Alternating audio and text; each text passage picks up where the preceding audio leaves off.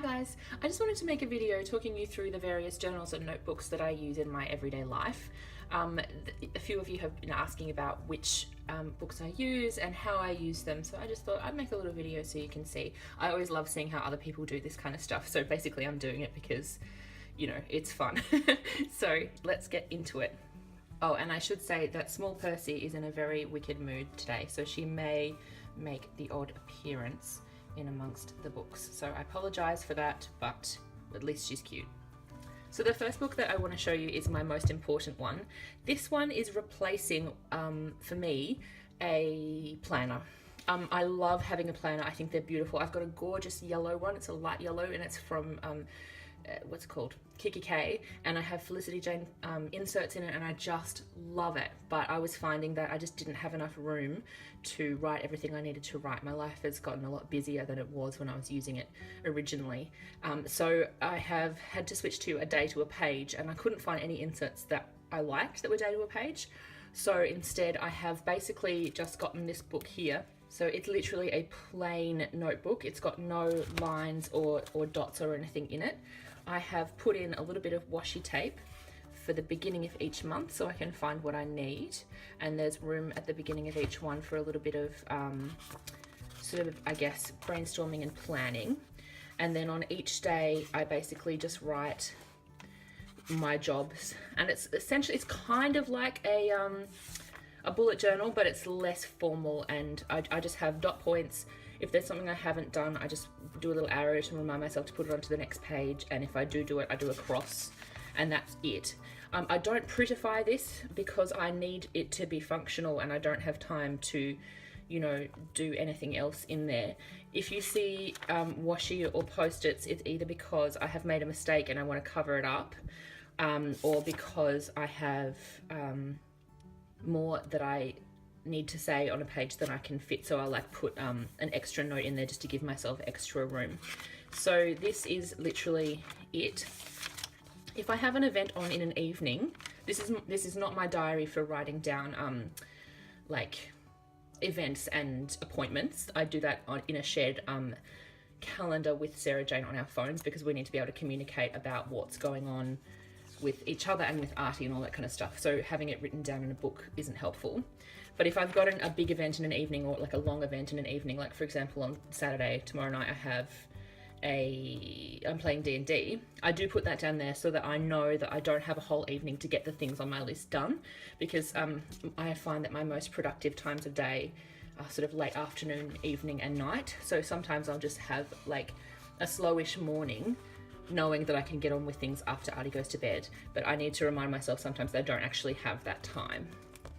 Now I also have in the back just a section for each month where I've got the whole month written out, and that helps me to remember deadlines mainly. So like ongoing commitments, like design team due dates, and then things like deadlines that I have for particular projects, which is really helpful when I'm taking on new projects, because I'm freelance. I can go, oh no, actually I don't have time to do that thing because I have already got two deadlines in that week, so I can, you know, I can get it done for you by X, and you know, that kind of thing. So that kind of just helps me get a bit of an overview. And I have made them, you know, a little tiny bit pretty because I can't help myself. So I just put in like a picture that I cut out of an old book and some washi, and I've done that on each page. Just for funsies. So that's what that one looks like, and that is my, if I lose this then I'm in trouble kind of book. I really need this one.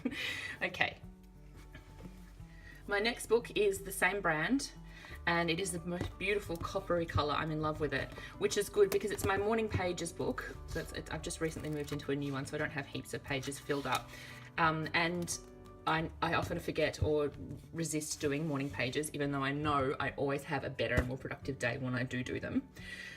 So I basically made sure I had the prettiest book I could find so that I would be drawn to it and more likely to get on with my job. So this is, I'm not going to show you too much because it's a little bit more diary-esque, but basically what I write in there is 3 pages of brain dump.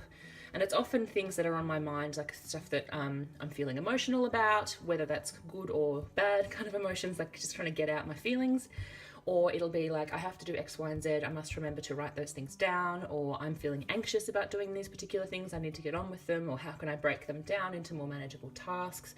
So it's that kind of, yeah, I guess working out my thoughts. And I always find that I have better days when I've done this in the morning. So yeah, morning pages are definitely a go for me. And while we're on the topic of well-being, this is my well-being journal. Again, it is a little bit personal, but I'm going to just like show you a little bit. What I do here and is I basically record four things every day. I record my anxiety, my pain levels, my mood, and my energy. And I sort of do an average, which is the colored in section. And then I do the spread. So for example, on this day, my anxiety on average wasn't really high, but I did almost have a panic attack at some point. So my highest point of anxiety was way up here, and my lowest point was way down here, and my average was here. And I find that really useful, particularly tracking it over time.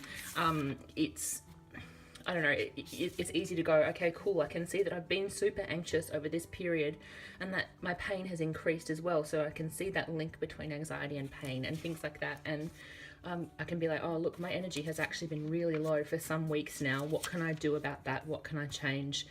And it's also really helpful for me because I have to see a lot of doctors and specialists because I have a chronic condition. So being able to go in with this data is also really helpful because you know, you often, I don't know, how you're feeling is really often quite subjective. So if you're having a bad day, you can often go, oh, well, I always feel terrible, I'm always tired, I'm always anxious, when actually it's just how you're feeling in that moment and you're just kind of extrapolating to the rest of your life, when actually that might not actually be true. So I find it really useful to track those things, and it helps me kind of communicate better with my doctors and also just be more practical in how I manage it for myself. You will have seen notes as well. I find it's also useful to have just the odd note about what's going on alongside the pain and the anxiety and the mood and stuff. So I can be like, well, look, my mood's low, but that's because I don't know, I've got my period, or like my anxiety's high, but that's because I've got 3 or 4 deadlines this week and I'm stressed about getting everything done and things like that. So it just kind of helps me put those measurements in a bit of context. So that's what that one is for. I was doing that in a regular notebook, but I got my Hobonichi recently, and because it's got that grid in it, it's really helpful for doing graphs. So that's why I'm using it for that. Now, I've been holding Percy this whole time. You will have seen that I've only been using one hand, but I think I need 2 hands for this, so you may see a little bit more kitten in the rest of the video. This is my Traveler's Notebook. It is a Zinni Dory, which I really like. It's in the colour Tender Kiss. I have a feeling, if the sneaks are anything to go by, that Felicity Jane will be releasing some Traveler's Notebooks in the next little while, and you better believe that I will be getting one of those when they come out. So this is what I'm using now, but it may not stay this way. But what's inside will stay the same, so I'm just going to show you. I have 3 notebooks in here. The first one, and you will have seen me use this in my Plan With Me videos, is my travels book. And it's kind of like, it's like a journal basically. I write down things that I'm doing, things that I'm feeling, quotes that I like, and this is the one where I let my pretty playful with paper side come out. So I don't have time to do that in my diary or my planner, but I do make time to do it in here. So these are the pages. They're just little bits of ephemera and bits and pieces that I've collected over time.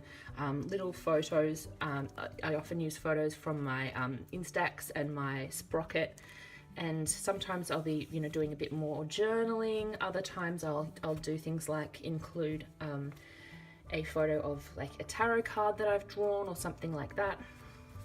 Sometimes I'll record a day, like this was a day when my coven came over and we did some craft together, so I just wrote about that.